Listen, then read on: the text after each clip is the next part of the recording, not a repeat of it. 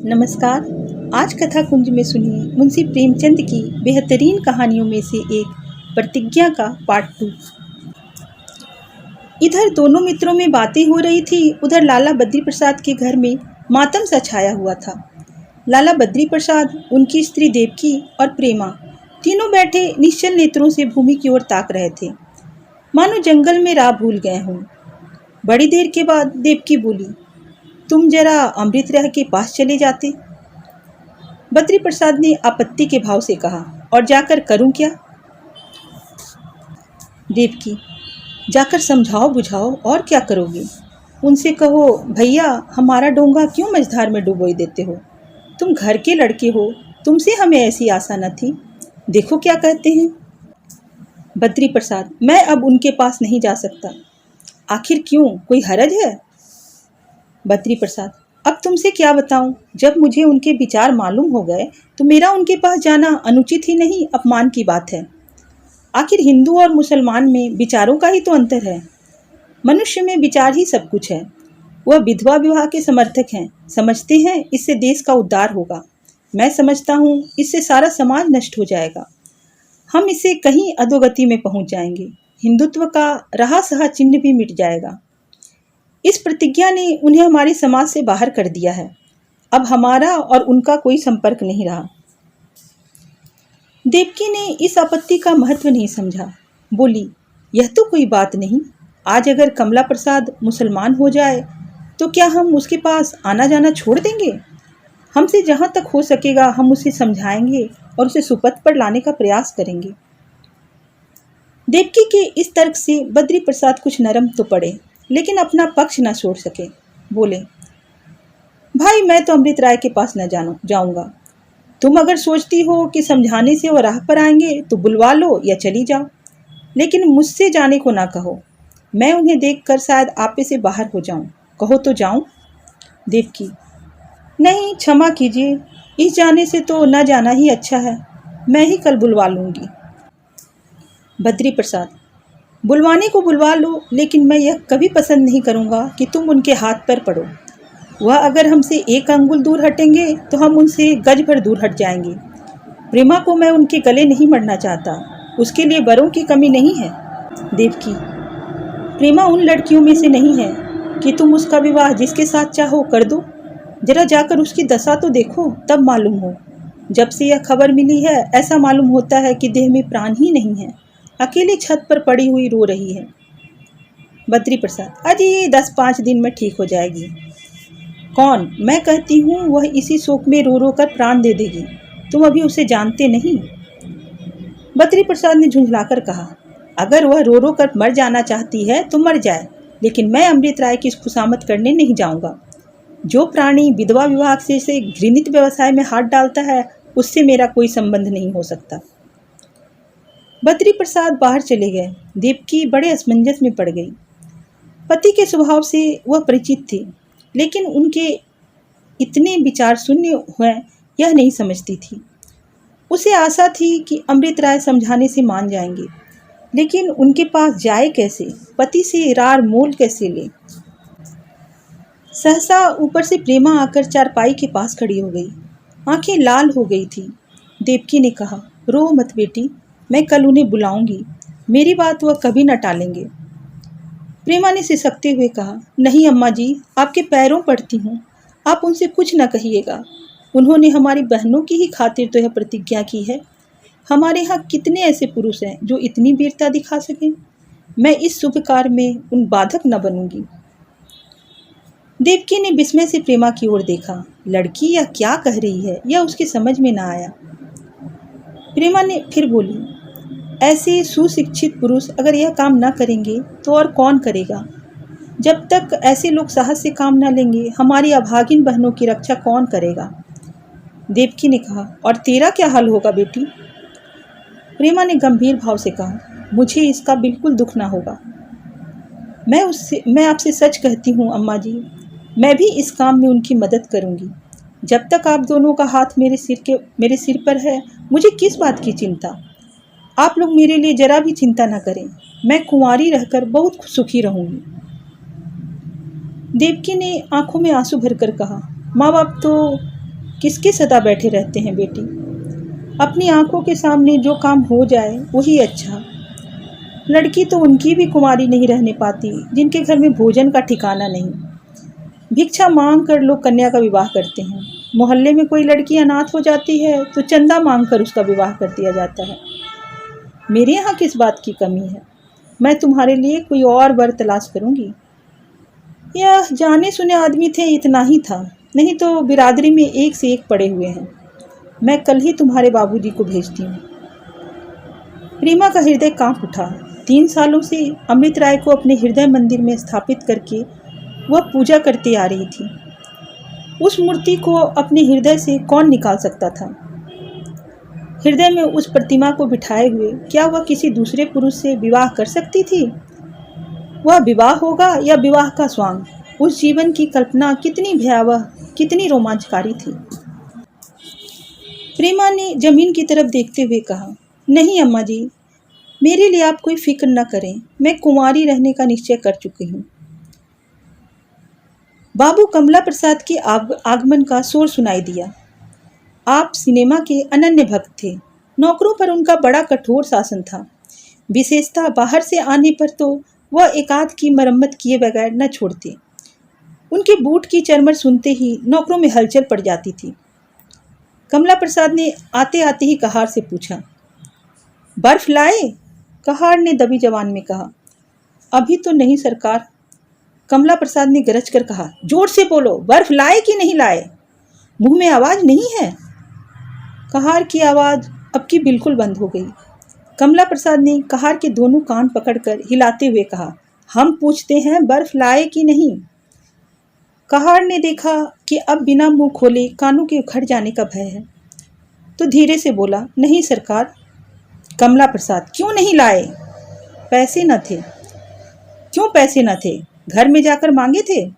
हाँ हुजूर, किसी ने सुना नहीं। झूठ बोलता है, मैं जाकर पूछता हूँ। अगर मालूम हुआ कि तूने पैसे नहीं मांगे तो कच्चा ही चबा जाऊंगा, रास्कल। कमला प्रसाद ने कपड़े भी नहीं उतारे और क्रोध में भरते हुए घर में आकर माँ से पूछा, क्या अम्मा, बदलू तुमसे बर्फ के लिए पैसे लेने आया था? देवकी ने बिना उसकी ओर देखे ही कहा, आया होगा, याद नहीं आता। बाबू अमृत राय से तो भेंट नहीं हुई? कमला प्रसाद, नहीं, उनसे तो भेंट नहीं हुई। उनकी तरफ गया तो था, लेकिन जब सुना कि वह किसी सभा में गए हैं तो मैं सिनेमा चला गया। सभाओं का तो उन्हें रोग है और मैं उन्हें बिल्कुल फिजूल समझता हूँ। कोई फ़ायदा नहीं, बिना व्याख्यान सुने भी आदमी जीता रह सकता है, और व्याख्यान देने वालों के बगैर भी दुनिया रसातल में चले जाने की संभावना नहीं। जहाँ देखो वक्ता ही वक्ता नजर आते हैं, बरसाती भेंटकों की तरह टर टर किए जाते हैं। अपना समय गवाया और दूसरों को हैरान किया। सब के सब मूर्ख हैं। देवकी, अमृत राय ने तो आज डोंगा ही डुबो दिया। अब किसी विधवा से विवाह करने की प्रतिज्ञा की है। कमला प्रसाद ने जोर से कहा मारा और कहा, ये सभाओं वाले और करेंगे क्या? यही सब तो इन सभी को सूझती है। लाला अब किसी विधवा से शादी करेंगे, अच्छी बात है। मैं जरूर बारात में जाऊंगा, चाहे और कोई जाए या न जाए। जरा देखूं नए ढंग का विवाह कैसा होता है। वहाँ भी सब व्याख्यानबाजी ही करेंगे। इन लोगों के लिए और है क्या, सब के सब मूर्ख हैं। अकल तो किसी को छू नहीं गई। देवकी, जरा तुम उनके पास चले जाते। कमला प्रसाद, इस वक्त तो बादशाह भी बुलाए तो न जाऊं। हाँ, किसी दिन जाकर जरा कुशल क्षेम पूछ आऊँगा, मगर है बिल्कुल सन की। मैं तो समझता था इसमें कुछ समझ होगी, मगर निरा पोंगा निकला। अब बताओ, बहुत पढ़ने से क्या फ़ायदा हुआ? बहुत अच्छा हुआ कि मैंने पढ़ना लिखना छोड़ दिया। बहुत पढ़ने से बुद्धि भ्रष्ट हो जाती है। जब आंखें कमज़ोर हो जाती है तो बुद्धि कैसे बची रह सकती है? तो कोई विधवा ठीक हुई या नहीं हुई? कहाँ है मिस्राइन? कह दो अब उसकी चांदी हो गई। कल ही संदेशा भेज दो, और कोई न जाए तो मैं जाने के लिए तैयार हूँ। बड़ा मज़ा आएगा। कहाँ है मिस्राइन? अब उसके भाग्य चमके। रहेगी बिरादरी ही की विधवा ना, कि बिरादरी की भी कैद नहीं रही। देवकी, यह तो नहीं जानती। अब क्या ऐसे भ्रष्ट हो जाएंगे? कमला प्रसाद, यह सभा वाले जो ना करें कम है। इन सभी को बैठे बैठे ऐसे ही सिर पैर की बातें सूझती है। एक दिन पंजाब से कोई बौखल आया और कहता था जात पात तोड़ दो, इससे देश में फूट बढ़ती है। ऐसे ही एक जंगलो आकर कह रहा था चमारों पासियों को भाई समझना चाहिए, उनसे किसी तरह का परहेज न करना चाहिए। बस सब के सब बैठे बैठे यही सोचा करते हैं कि कोई नई बात निकालनी चाहिए। बुढ़े गांधी जी को कुछ और न सूझी तो स्वराज्य का ही डंका पीट चले। सबों ने बुद्धि बेस खाई है। इतने में एक युवती ने आंगन में कदम रखा, मगर कमला प्रसाद को देखते ही ड्योढ़ी में ठिठक गई। देवकी ने कमला प्रसाद से कहा, तुम जरा कमरे में चले जाओ, पूर्णा ड्योढ़ी में खड़ी है। पूर्णा को देखते ही प्रेमा दौड़कर उसके गले से लिपट गई। पड़ोस में एक पंडित बसंत कुमार रहते थे, किसी दफ्तर में क्लर्क थी।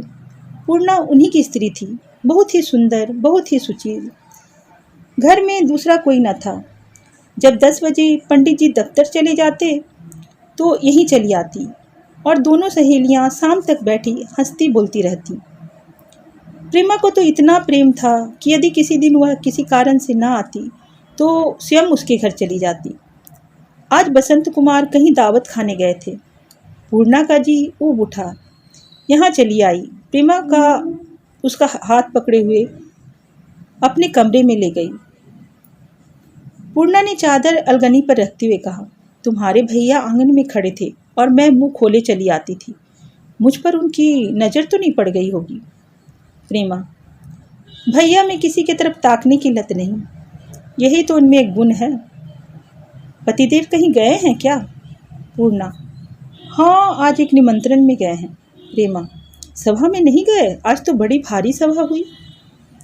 पूर्णा, वह किसी सभा समाज में नहीं जाते। कहते हैं ईश्वर ने संसार रचा है, वह अपनी इच्छा के अनुसार हर एक बात की व्यवस्था करता है। मैं उसके काम में सुधारने का साहस नहीं कर सकता। प्रेमा, आज की सभा देखने लायक थी, तुम होती तो मैं भी जाती। समाज सुधार पर एक महाशय का बहुत अच्छा व्याख्यान हुआ। पूर्णा, स्त्रियों का सुधार करने की आवश्यकता नहीं है, पहले पुरुष लोग अपनी दशा सुधार लें, स्त्रियां आप ही सुधर जाएंगी। सारी बुराइयों की जड़ पुरुष ही हैं। प्रेमा ने हंसकर कहा, नहीं बहन, समाज में स्त्री और पुरुष दोनों ही हैं, और जब तक दोनों की उन्नति नहीं होगी जीवन सुखी नहीं होगा। पुरुष के विद्वान होने से क्या स्त्री विदुषी हो जाएगी? पुरुष तो आखिरकार सादे कपड़े में ही पहन घूमते हैं। फिर स्त्रियां गहनों पर जान क्यों देती हैं? पुरुषों में तो कितने कुंवारे रह जाते हैं, स्त्रियों को बिना विवाह जीवन व्यर्थ क्यों जान पड़ता है? बताओ। मैं तो सोचती हूँ कुमारी रहने में जो सुख है वह विवाह करने में नहीं है। पूर्णा ने धीरे से प्रेमा को धकेल कर कहा, चलो बहन, तुम भी कैसी बातें करती हो। बाबू अमृत राय सुनेंगे तो तुम्हारी खूब खबर लेंगे। मैं उन्हें लिख भेजूंगी कि यह अपना विवाह नहीं करेगी, आप कोई और द्वार देखें। प्रेमा ने अमृत राय की प्रतिज्ञा का हाल न कहा। वह जानती थी इससे पूर्णा की निगाह में उनका आदर बहुत कम हो जाएगा। बोली, वह स्वयं विवाह नहीं करना चाहते। पूर्णा, चलो झूठ बकती हो। प्रेमा, नहीं बहन, झूठ नहीं है, विवाह करने की इच्छा नहीं है, शायद कभी नहीं थी। दीदी के मर जाने के बाद वह कुछ विरक्त से हो गए थे। बाबूजी के बहुत घेरने पर और मुझ पर दया करके वह विवाह करने के लिए तैयार हो गए थे, पर अब उनका विचार बदल गया है। और मैं भी समझती हूँ कि जब एक आदमी स्वयं गृहस्थी के झंझट में न फंसकर कुछ सेवा करना चाहता है तो उसके पाँव की बेड़ी न बनना चाहिए। मैं तुमसे सत्य कहती हूँ पूर्णा, मुझे कोई दुख नहीं है। उनकी देखा देखी मैं भी कुछ कर जाऊंगी। पूर्णा का विस्मय बढ़ता ही गया। बोली, आज 4 बजे तक तो तुम ऐसी बातें न करती थी, एकाएक यह क्या काया पलट हो गई? उन्होंने किसी से कुछ कहा है क्या?